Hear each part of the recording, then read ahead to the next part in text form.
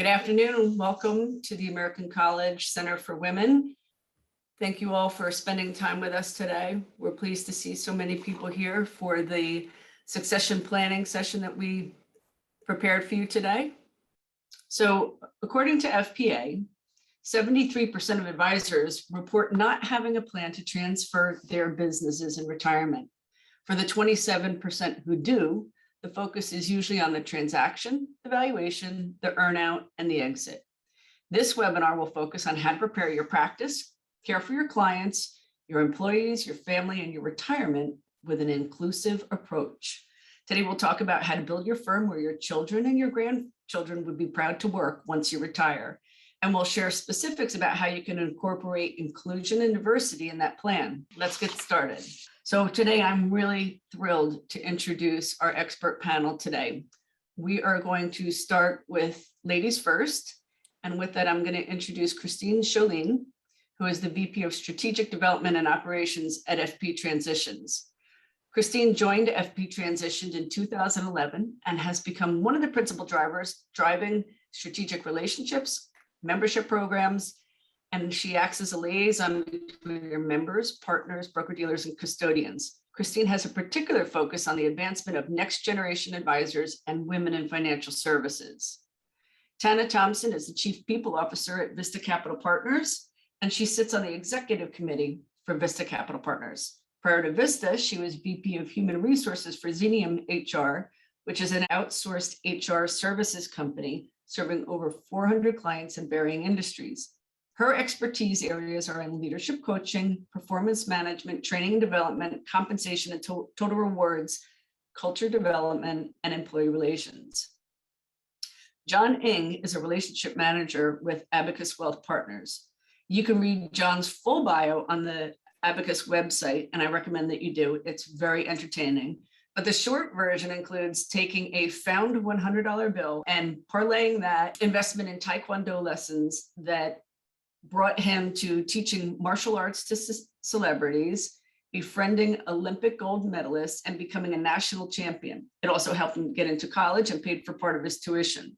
He learned many valuable life lessons around the importance of preparation, setting goals, perseverance, and the value of integrity.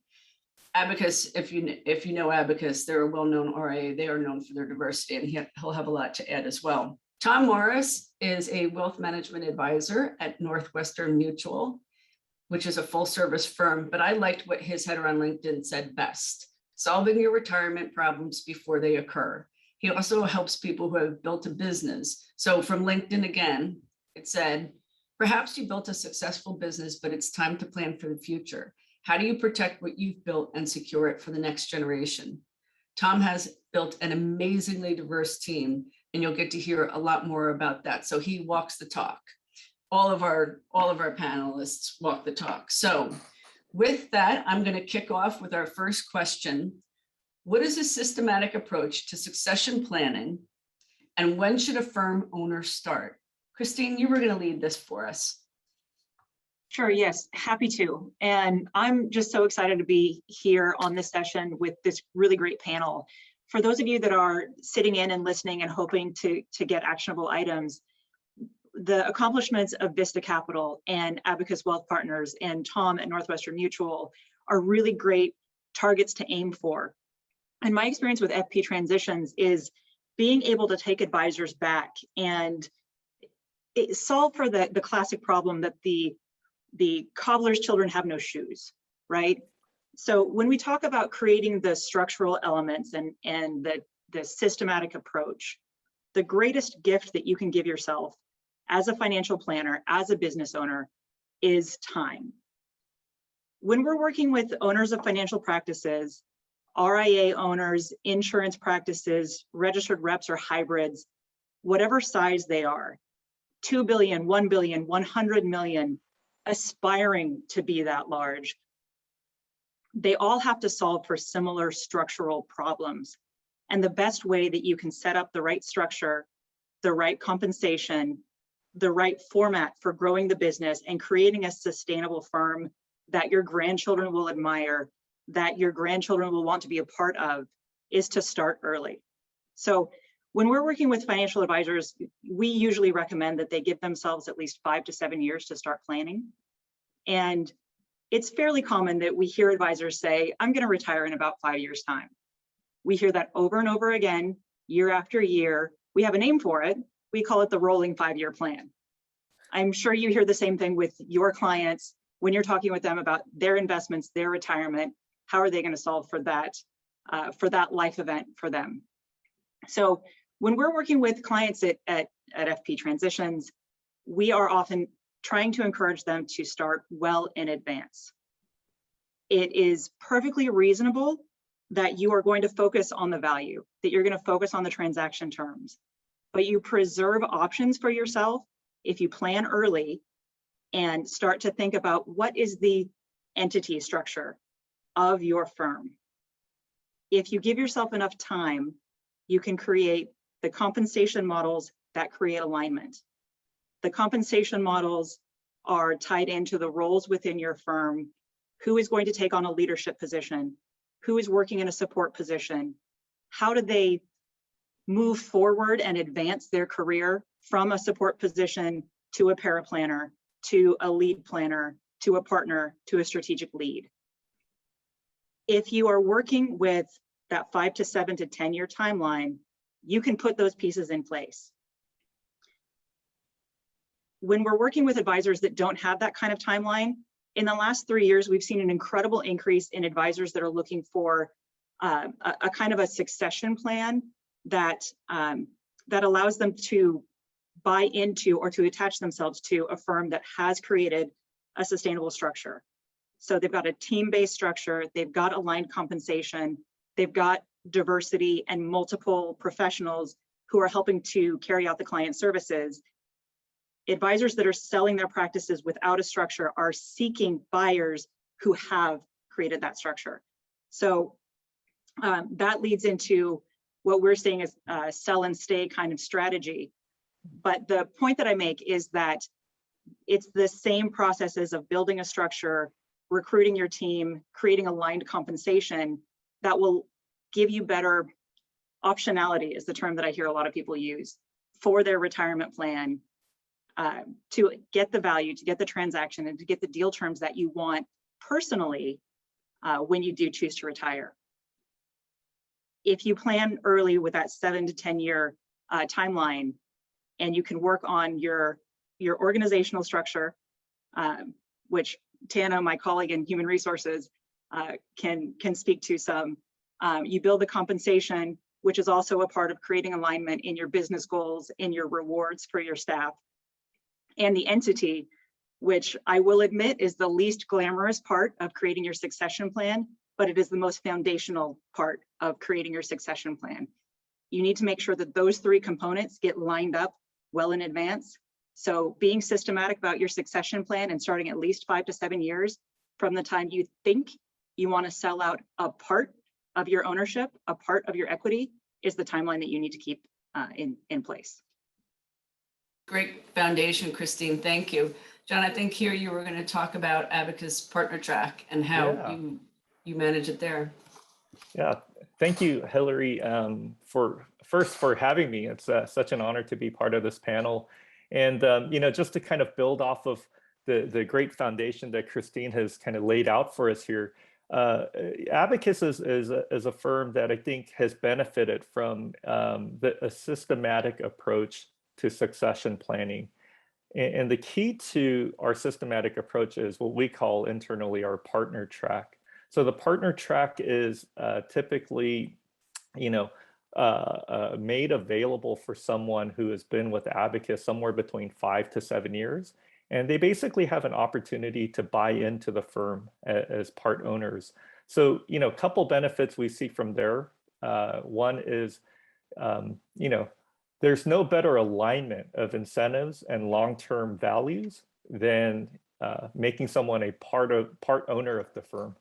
The other thing is it's a great recruiting strategy, not just from a kind of organic perspective where you're hiring someone that, hopes to one day become a partner at Abacus, but also from an M&A standpoint. And I'll share a couple experiences of each. So starting with the organic side of it, Abacus has a very structured 2-year associate advisor training program. Everyone comes in through the program, and as they develop through that program, they join what's called a diamond team. So the diamond team structure is exactly as the name states. You have an associate advisor who's the new hire to Abacus, supporting 2 lead advisors and a relationship manager. The relationship manager is the person who manages that team. So as someone progresses through their career at Abacus in this diamond team structure, they eventually come to the point where they're able to, where they're actually invited to become partner. And one of the best things I like about our partnership track is that it's constantly evolving. So when I look at the kind of the partner track today compared to when I was invited to partner just about 2-3 years ago, it's different and much better. And in a lot of different ways, one of which is the partner presentation showcase, which is always really interesting to see, people kind of bring out their personalities and bring out their thoughts around how to make the company better. So that's the organic side of it. You go through kind of our career development program and you get invited to partner. From an acquisition perspective, it's also very appealing because, as Christine mentioned, you might be running a solo practitioner firm or a firm with 5 to 7 employees and running up against a growth barrier or an opportunity to join a larger firm to make a larger impact, right? That you couldn't do otherwise. And those really create opportunities for us to bring on a firm. As certainly in a larger firm, we may bring on some people as employees, but typically the principal owners will join the firm as partners of Abacus. So those are some of the kind of systems we have in place in terms of a systematic succession planning program. Thank you, John. Tom, you were going to talk about how you've built diversity into your firm for the future and your Sure. successor. Thanks, Hilary, and thanks for inviting me to be a part of the panel. So to give people a little bit of background, so I did 14 startups, primarily in high tech. I know I don't look that old. Before I started my financial planning practice, which now was a little over 17 years ago. And about 7 years ago, I was coasting into retirement. I had enough. I had built enough, personal resources that I just need to coast for a few years. And I hired somebody as my assistant, who turned out to be a firecracker, is probably the easiest way to describe it. And she said, you're not doing the right thing. Your pattern is that you're going to walk out the door and leave your clients high and dry. There's not a really good succession plan. So she wanted to be the succession plan. So that's where we started. She is a diverse female, young. So she was 22 at the time, and I thought she had a lot of potential. And so to make it so that in that diamond format, but different because I'm a little small firm, I basically put her in charge of pretty much everything. So what I did is I said, well, we need to grow a team. And she said, well, you know how to hire people. And I went, I sure do. I have run a team of hundreds of people. I have hired lots of people. I have fired lots of people. But you have zero skills there. So we need to use you to do that. So one thing that wasn't really planned, but turned out really well, is that if you really want to create a diverse team, put somebody who's diverse in charge of actually building the team. So she came back earlier this year and pointed out a few things. We have about 8 people on our team at the moment. And we have over 7 languages that are spoken on the team. Not all real well, right? But we have smatterings. So for us, that was a lot of it. And so it's now that I've, so I started a little before the 5 to 10 year mark. It ends up being about a 15-year mark, because my objective is that I ride off in the sunset. People wave and say, "Great, it was good to know you. Come back for the Christmas party, and have a nice life." So. And if I can add, Tom, the process that you're going through so that you can ride off into the sunset, but your team is there to take care of people, that is a primary driver of what a lot of advisors that we work with are trying to create. It's living up to the expectation that you've set with your clients that you're going to take care of them, but not you personally. So you do have a duty to recruit and nurture and put that team in place like you've done. Thanks, Christine. Yes, it's very much of I'm building an enduring firm so that my firm has clients and my clients have a firm. So. That's a great circular illustration, Tom. I like that. So now we're going to go on to our next question about how to build a diverse talent pool by putting meritocracy aside and identifying candidates by new indicators. And Tana was going to lead this for us. Thank you. At Vista, we have a business strategy around diversity, equity, and inclusion, and we believe that a more diverse and inclusive workplace enhances both our employee and client experience. And we really started around hiring practices. So I think in tandem, looking at manager training, bias training, we all have it. How does that play into the interview process? What skills and attributes really are great indicators of our best talent? And so we did some dissecting of that and tried to eliminate unnecessary barriers. And we came to learn that we didn't necessarily need a CFP coming into it. So we'd pay for it within the first 2 years. If we saw enough of a core values alignment and a culture add to our team, and then those key attributes that we could build on, and we could really invest and get to work, that we could expand and diversify our talent pool, similar to what Tom talked about.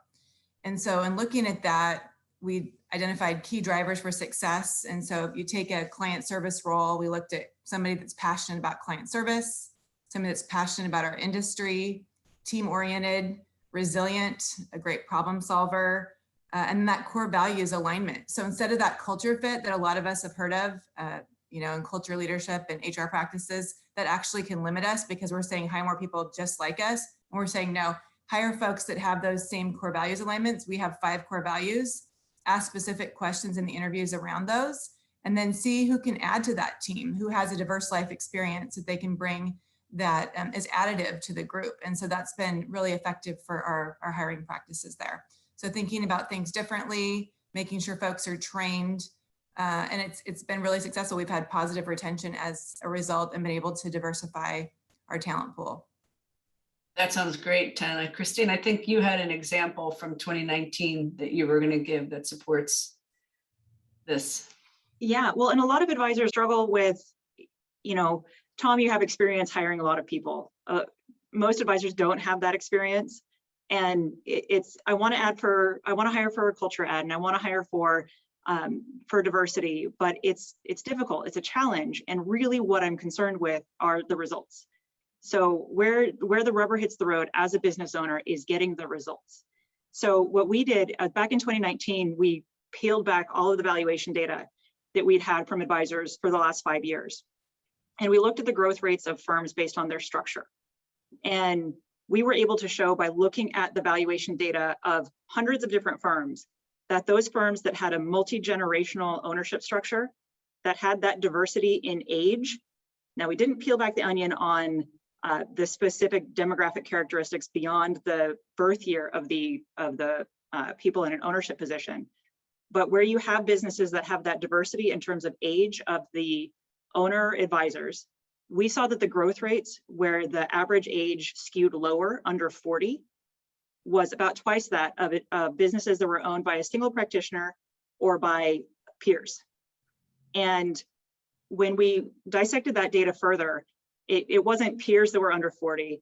It was generally a founder who was high 50s or in their 60s with a minority partner that was 40 or 35, or even some very precocious advisors that were aggressively recruiting and expanding their equity circle, that they did have advisors under 30 who had minority stakes in the firm.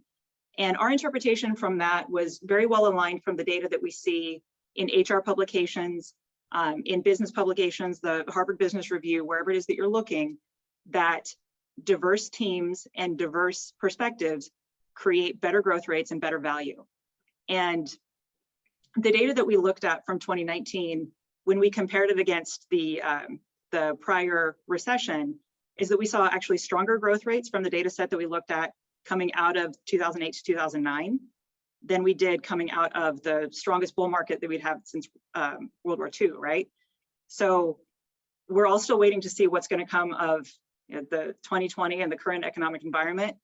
But when we've peeled back the onion to look at results from diverse firms, multi-generational firms, we do see that return on investment of stronger revenue growth, stronger value growth, and a more resilient practice. So I think if you're looking for a reason to make this kind of investment in culture, hiring, diversity, that's your motivation. Great. Tom, I think you were going to talk a little bit about what you look for in candidates too. Yes, I'm reminded of the quote from Bill Marriott, who obviously built a pretty large empire, when somebody asked him, how do you hire friendly people, right? How do you make people friendly? And his answer was, I just hire friendly people, right? We don't hire people who aren't friendly. So there are things that I think are very trainable, and things and skill sets. Skill sets are trainable, attitudes, values aren't. So we look for people who are just have a really hard work ethic. I would rather hire somebody who worked all the way through college than somebody who's never worked a day of their life and came to me for their first job, right? So it's a lot of those types of things. We look for people with communication skills. Part of our interview process is we put people under a time frame. We give them 3 scenarios. You need to write 3 emails. Here are the specifics of the situation. One would be an upset customer, because of course we occasionally get those like everybody else. A second one, which I won't go into, and the third one is convince Tom of anything. So I've had people try to convince me to go on a vacation to Hawaii, or to own a pet, or to eat a restaurant. It doesn't matter. It's, can you communicate? Because that is a really hard skill. So That's really out of the box. I love that. So Hilary, we're gonna. I'd love to add a little bit to what Tana and Christine mentioned, if that's okay. Sure. I just wanted to mention that I love what Tana mentioned about hiring for culture add. That's something we're a big believer of at Abacus. We have people with all kinds of people. One person that comes to mind that's fantastic has more of an art background than an economic or finance background. To also add to a point that Christine made, I think it's really interesting to hear that data, right? Because you always read the McKinsey study, the BCG study, the you name it study of how diversity adds a better performance to corporations' bottom lines. The thing I wanted to add is that if you think that is meaning enough or reason enough to do so, I would say layer this on top of it. If you go to Pew Research, you'll find all kinds of data about the demographic change. The one I think that's most popular is that we know our country, the US, is going to become a majority country by 2050. What's also kind of behind those numbers is by 2065, the immigrant population in the US is expected to grow from about 45 million today to 78 million. For perspective, that's about a third of our country. So, the way we look at it in terms of the data is the demographic shift is going to even further exacerbate that kind of need and demand for diverse hiring and the ultimate result that it produces to the bottom line. So I just wanted to kind of add those 2 points. Thanks for that, John. Now we're going to talk about how to develop the current talent by understanding their strengths. Tana, you were going to kick it off for us. Yes, to just set the stage a little bit, about 35% of the workforce today, working workforce, is the millennial group. And so it's really important business leaders and managers understand what's most important to these millennials, and development is at the top of the list. So it's really important to make sure your managers are trained to treat employees as individuals. We're all motivated by different things. Getting folks in the right role where they can really thrive, you let them go and they do great things, is really, I think, the role of that manager. And so I think part of doing that is looking at the organization as a developmental organization in its entirety. So if we're doing the hiring right and hiring A players, we create a deliberately developmental organization where we're investing in everybody and we get people in the right jobs, and your performance just, catapults. So it really is a talent differentiator. And for all of you that, are in professional services, it's the knowledge workers, everything. Our talent walks out the door every night. We've got to invest in them. I hear some companies that aren't, investing in paying for certifications and development as a whole. And I think it's a missed opportunity. And I think looking at playing the long game there, as we know, millennials want to be developed. It's a large part of the workforce. I think creating individual plans, keeping active dialogue going. First Break All the Rules is a fantastic book, good read by Marcus Buckingham, that keys in on leading with strengths. And so making sure we're treating folks as individuals, we know what motivates them, what they do best. I think it talks about barren wastelands and superhighways. So your barren wasteland is that area that is just not your strength, and it's never going to be your strength. So don't spend time correcting a weakness. Find a complementary partner, get some training, but get them in a role where they can excel, right? Because they're going to perform so much better doing what they do well, what comes natural to them. And so your leaders really need to be talent finders there and make sure that we're assessing that and getting people in a place where they can thrive and excel there. So I think, again, focusing on strengths and talents, and then continuing to measure outcomes, right? So you should be able to measure outcomes here and progress, and get really maximize performance across the organization. Donna, was it you during the prep call that talked about using Strength Finder? And did you also mention Radical Candor? Yes, so StrengthsFinder is a fantastic tool. It's produced by Gallup as well, and I think Marcus Buckingham. And that is a book and an assessment that you can purchase through Amazon or through the site directly, that helps employees individualize their strengths. So it'll give you your 5 top themes there, and I think there's a list of 30 to 40, and then a development plan around that. So I think that's one thing you can do for your HR departments as part of manager training. Radical Candor is a great book in talking about how to give kind but candid feedback. I think what's missing in work environments is that we don't want to give constructive feedback. And if we create a feedback loop where feedback is comfortable and we're all learning and growing and we're modeling it, it creates a much healthier environment that's psychologically safe.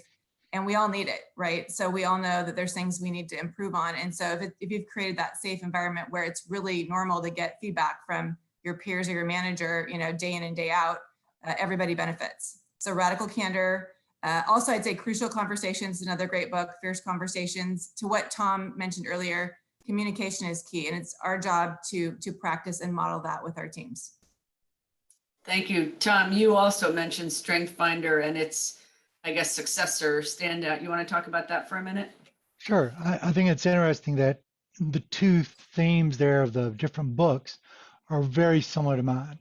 So one, you mentioned Marcus Buckingham and StrengthsFinder with the Gallup. Well, he ended up doing a sort of follow-on because for people like me, having 5 strengths is too many. So he boiled it down to you only have 2. And this is what it looks like, and this is how you play to those 2 strengths. And so that was an assessment called Standout, which was then bought by ADP. But I'd highly recommend it, as well as the StrengthsFinder. And then on the Radical Candor, the one that we use is the collaborative way. which is a lot of the same themes. It's okay, you have to be truthful and honest, but you have to really listen to what the other person is saying, and then accept that there's ways to get better for everyone. And usually it's not a compromise that leads to the best outcome. It's a third option that you haven't thought of yet. So, and then when it comes to training, one of the things we do is we do the designations, and I totally believe in designations.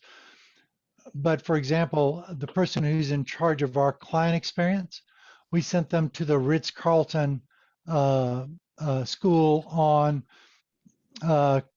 client experience. Let's not all think inside the box inside our industry. There are great examples outside. Great, looking outside is great.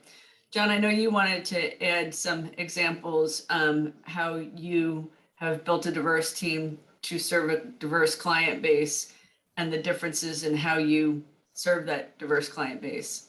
Yeah, absolutely. So it's interesting kind of hearing Tana and Tom's perspectives and the books they reference. Many of those books we've read at Abacus as well, and really kind of believe in them. Tom, we boiled it down to one strength at Abacus, and we actually call it bringing our genius. And we feel that if everyone can bring their genius, then we can all benefit. And an example of that I personally felt like I benefited from is we have a very robust women's initiative at the firm. And, for lack of a better term, you can clearly see I am not a woman, and there's a lot I could learn about the way men and women think. And there's a lot of studies that actually show that men and women think very differently. And to the extent that we can learn how different people, men or women, think, we're able to better relate to our clients. So I'll give you an example. So typical situation is you have a husband and a wife come in, and they come in for a financial planning session, but they have different perspectives. One person might be very bottom line oriented. Maybe they're just focused on returns. Maybe they just want to know, are we fine? And they just want to leave. The other person might be very detail oriented, right? So what I learned from our women's initiative group is that people think differently, right? And you have to kind of meet people where they're at, and then get agreement up front that one person wants to go to the bottom line very quickly, while the other person needs that time to process the details in order to get to that same conclusion. And if I'm able to get agreement up front, we can have a much more productive understanding, because that kind of agreement is placed, and you don't risk losing engagement from that other partner that maybe just wants to get to the bottom line.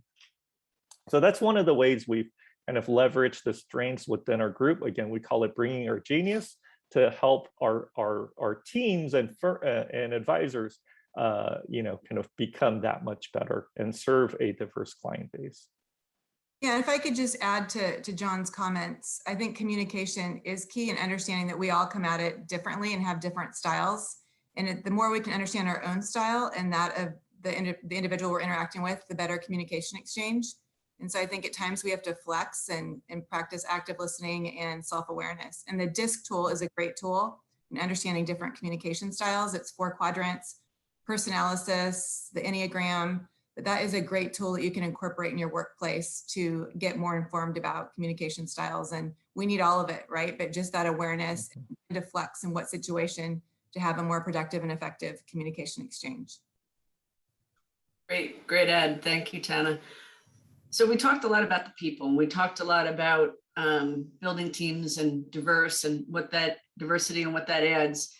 Now let's talk about how to allocate resources for the greatest return on investment, because at the end of the day, if you are going to have a succession plan, there is a return that is expected. So Christine, you were going to lead this conversation for us. All right, happy to. And our work with advisors often leads with the valuation because of that emphasis on the ROI. What's your number? What am I starting with? But For our processes, the real takeaway on that is not specifically the valuation, but it's the benchmarking that we can do after that. Being able to take that advisor's business information and compare it against others, see what their performance ratios are, see what their efficiencies are, see how they compare to the rest of the marketplace, the rest of the industry, businesses at a similar perspective or a similar position in their development and their growth, and to be able to identify where they have gaps. So if you're looking at maximizing your resources, you have to look at where you've got gaps, where you can generate that return. So we might look at a performance ratio around client retention or net new clients or efficiency of servicing clients and make a corollary into that on processes and technology or communication. We've got a lot of really great resources here that have been discussed for getting values alignment, and that is essential. But if we're looking at identifying the needs that need to be addressed and creating return on investment, we need to create financial alignment. And so many financial advisors often start with the notion of a revenue sharing kind of agreement or a commission-based compensation structure. And that only works for one specific type of role. That works if you're hiring somebody who is going to be providing specific direct financial advice, or if they're going to be selling investment product. But if you're building out your team to be sustainable, if you're building out your team to be more efficient, to expand your footprint, to work on the financial planning advice, as well as your marketing, your technology, your processes and procedures so that you can be more effective, you can be sustainable, you need to be able to create a compensation structure that is aligned to that role.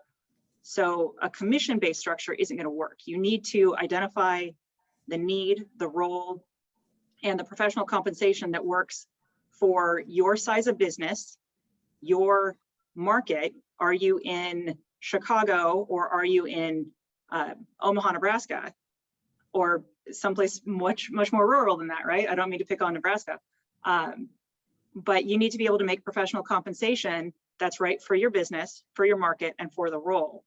And then build in incentive compensation on top of that for achieving your business objectives, which you can also take and identify by looking at how you benchmark compared to the industry and compared to your peers. So it's in our practice, it's a very data-driven process to be able to identify your gaps, create the alignment through proper compensation, through professional compensation, through an upside that's aligned to the business objectives, and create that alignment for the return on investment as you build this team together.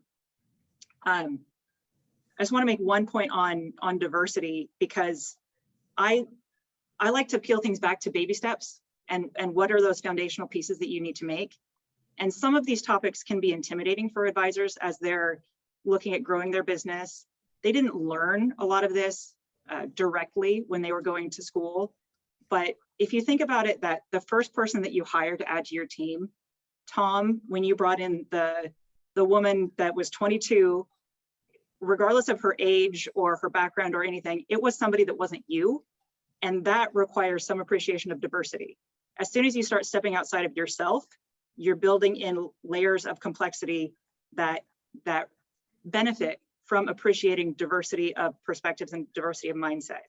So as we start to build our team based on what the business needs, being able to kind of slowly become comfortable with thoughts and ideas and backgrounds that do not exactly match your own, you create so much more potential for getting that talent that is aligned with your values, that can be aligned with your mission, and financially aligned with your success, that you can just move in baby steps to be able to make a difference. So I think that's something that from my perspective is important to keep in mind so that you don't get uncomfortable and overwhelmed with some of the concepts that we're discussing today.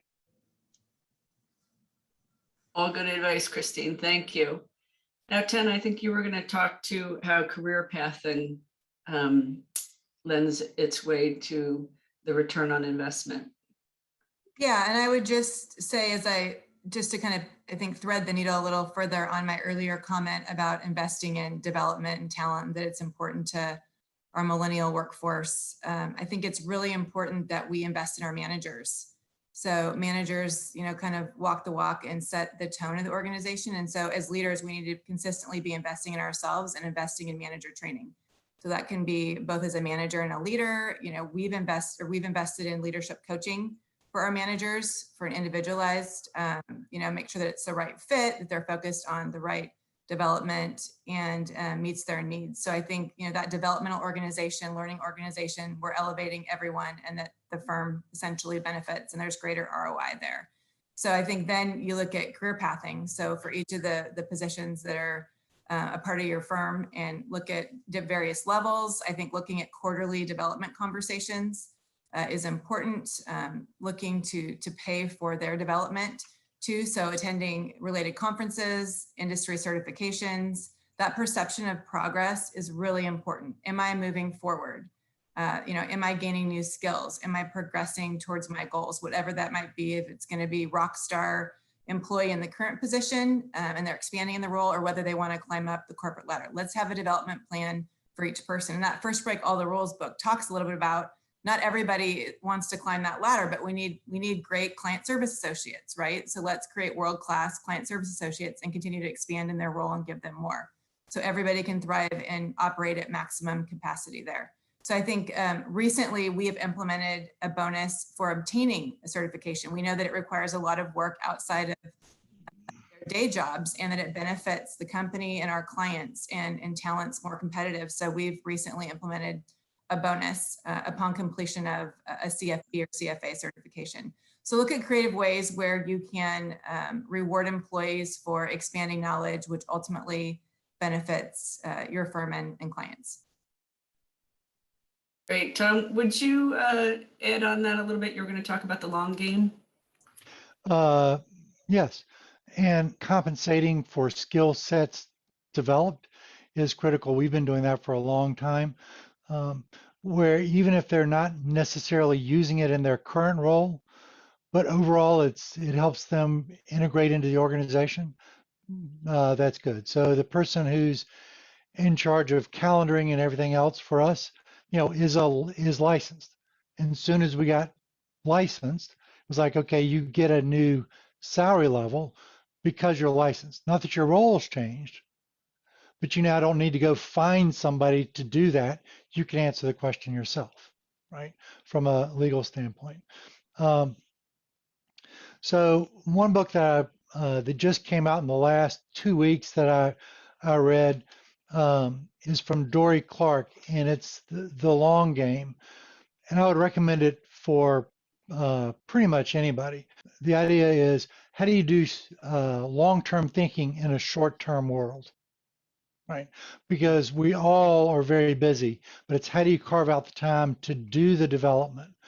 One of the challenges that I've run into is, I was just trying to do some math here, that I normally do somewhere between 10 and 25% of someone's compensation into their development program, either paying for certifications, going to conferences. You go to the Ritz-Carlton executive education is not inexpensive because, gosh, it's the Ritz-Carlton, right? And some employees really need help saying, yes, this helps you. Yes, this is a lot of money, appears to be a lot of money to you, but we are expecting a large return on this investment over a long period of time. So a lot of this of where are you going? So for example, my firm, the objective is for me not to be here, and that in 30 years, my clients' grandkids are also our clients. Well, if that's the objective, how do you build that? And how do you compensate for that?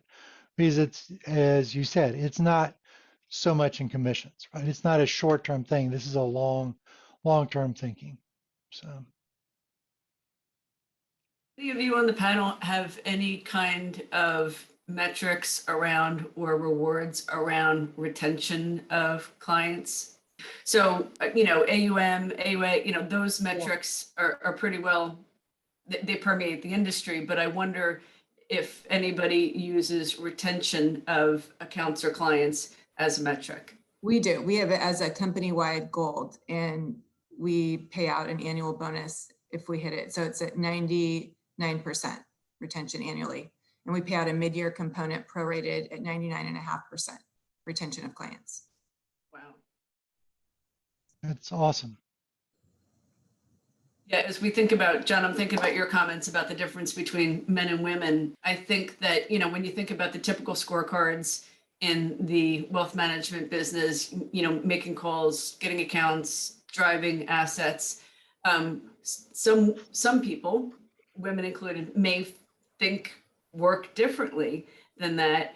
And maybe if firms like Vista, more firms like Vista, emphasize the retention, at the end of the day, you have a book and you've retained those clients, 99.5% of them. I think that's a wonderful metric to strive for. And it, obviously in addition to the assets. So I'm happy to hear that. I'm encouraged to hear that. Yeah, and I would also add that we have a client referral incentive as well, that everybody on the team gets a bonus payout. So from an inclusion standpoint, the CSA to the advisor, the lead advisor each gets $1,000 payout if a client referral results in new business there. So we want to make sure that they're part of a team. Everybody feels that they can contribute. I'd also say, women tend to be, I don't want to completely stereotype, but better relationship managers, and, kind of, I think, getting more business potentially through what's comfortable to them and their business development style versus maybe going out and hunting. Not in all cases, but I think looking at ways you can incent for client referrals as well can support that. Right, that's a good point. And that was sort of the catalyst for that question. So we have a question from Colleen in the audience. She asks, because of the stresses and challenges we all face today, what advice can you give an insurance agent who just wants to sell and not have such an intense regimen with respect to leading a team? How do you build succession planning for them? So when you talk about an insurance agent who just wants to sell, I assume that is wants to sell the insurance product. And in that regard, so when I'm working with advisors that have that kind of perspective and they want to build that that kind of a lifestyle practice, and I've had some really great conversations with advisors about what does a lifestyle practice actually mean. I think Tom is building a lifestyle practice where he can leave his team to run the practice so he can do other things. But in Colleen's example, you want to be able to personally run the practice and then balance your life on the outside. I'd say just recognize that there are going to be trade-offs to that in terms of creating a sustainable business, in terms of creating an enduring service model that's going to serve your clients. You can build something that's valuable, that's transferable, that's meaningful for you, but the ROI on the business value is going to continue to be limited by your individual ability to make it rain, right? And as long as you're walking into that decision knowingly, then you can pursue a path that's right for you. But I would caution against seeing that as the only option to have a lifestyle business and to work less hard. And I reference, what Hilary had asked about in the beginning. What's a systematic approach? What kind of transactions do we see? What kind of succession plans do we see? And we've got more and more advisors that are retiring from a lifestyle practice by choosing a sell and stay sort of strategy that gives them another business, a buyer to attach themselves to while phasing out over 3 to 5 years so that they can, in that stage of their career, focus on the client services and not worry about the organization, the logistics, the marketing, the compliance, all of those things. But they're selling into it at the end of their career rather than building it as they go through. So there's just a trade-off there. And I would actually welcome Tom or John in the practices to talk about your experience being part of a team, or Tom, what was it that you said? You were coasting into retirement, and obviously you made a shift in your strategy. Thanks. I did, but to sort of go to the question, and it was a shift for me, and it was a large part holistic, but also very focused on a couple of niche markets. And one of the things that I think that if you want to have an insurance sales practice, that really your best bet there over the long course is to become very specialized at a very limited set. And because that actually you could create, in one sense, a little bit of a succession plan because you have skills that you can transfer. Because if you are, carrying 3,000 things in your bag, well, that's very hard to transfer because everybody else has that same set. Christine, I don't know if that really answered your question or your observation. Well, no, I like your suggestion to focus, because I think what I see most with advisors who are building that kind of lifestyle succession plan is that it's also accompanied with a desire to kind of be all things within the business and to all the clients. And if you're going to make it work, then focusing in a narrow network is, you have to be very, very specific. And I'm thinking, a lot of great books recommended here. Greg McKeown, Essentialism, Being Better by Doing Less. It's sort of counterintuitive, but you can't do all the things. And so if your desire is really to focus, then you need to be laser focused on what it is that you want to do. So I think, Tom, your point is wise and well taken and aligned with the question, at least how I read it. Fastest growing designations at the college is our special needs designation. So sadly, it means that a lot of people need that advice and that counsel and that guidance. But that area of specialization, because it's needed, a lot of advisors are going for that. And, that's an example of specializing in something that, isn't necessarily, I work with entertainers or athletes. It's a different area of specialization, but one that we place very high importance on. So we have about 5 minutes left of our session. The hour flew by.